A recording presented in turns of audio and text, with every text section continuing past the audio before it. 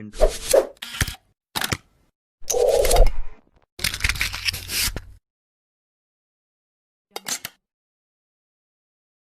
Selamat pagi, salam sehat untuk kita semua.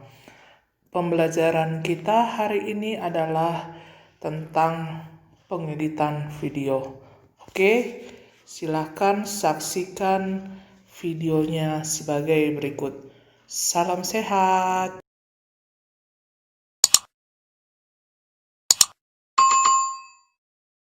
Oke, halo semuanya. Balik lagi ke Siasat Cinema, tempatnya kami, Studio Antelope, buat berbagi soal tips, pengalaman, dan siasat seputar filmmaking.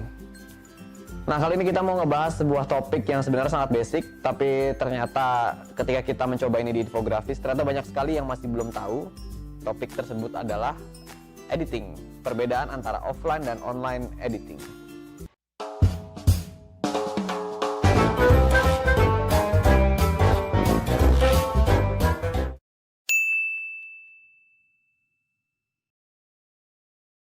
Nah, secara garis besar, proses editing atau pasca produksi dibagi oleh dua tahap besar, yaitu offline editing dan online editing. Kita akan bahas satu persatu. Pertama yaitu offline editing.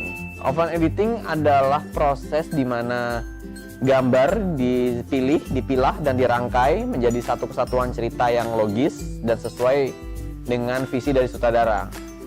Ketika gambar sudah jadi di offline editing, maka gambar akan diteruskan ke online editing, di mana gambar tersebut akan dipoles, dikoreksi sehingga film tersebut layak disajikan. Dalam offline editing ada beberapa proses yang dijalani. Yaitu yang pertama adalah converting dari file raw yang kita syuting di lapangan. File-file tersebut akan di-convert menjadi proxy, maka asisten editor akan mulai menyusun, mensinkronisasi antara gambar yang direkam di lapangan dengan suara yang direkam di lapangan.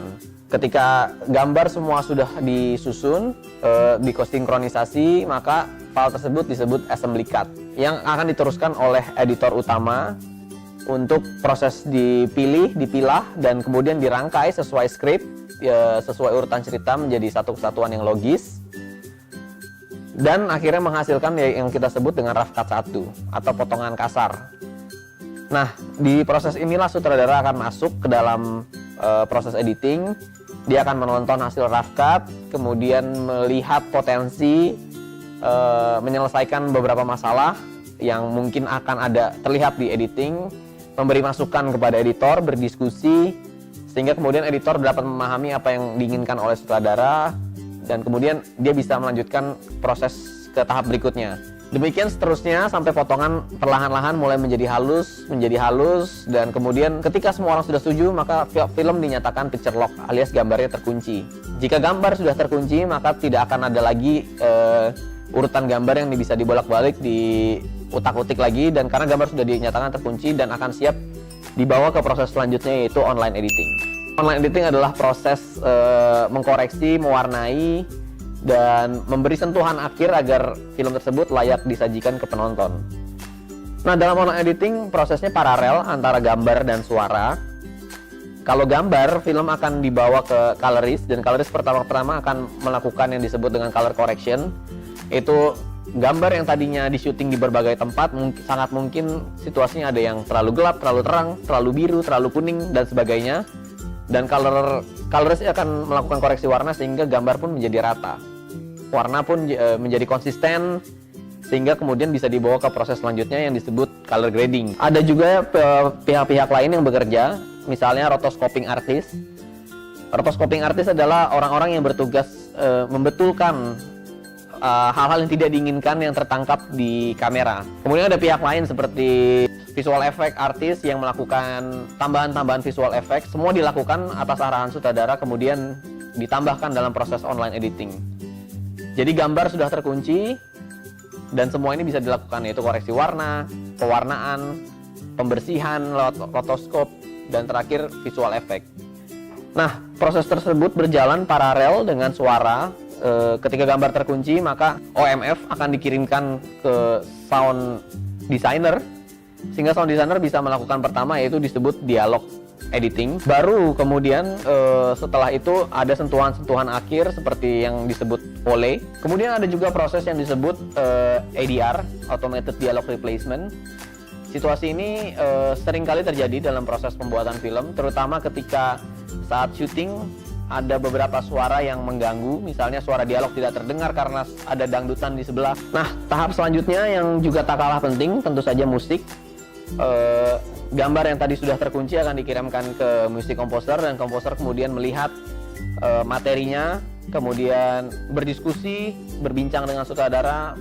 Sutradara pun bisa mengarahkan kurang lebih musik seperti apa dan nuansa seperti apa yang diinginkan. Kemudian musik komposer akan mencerna, melihat materi tersebut, dan kemudian mulai membuat lagu. Setelah itu semua selesai, maka musik dan suara akan dijadikan satu, menjadi satu kesatuan suara.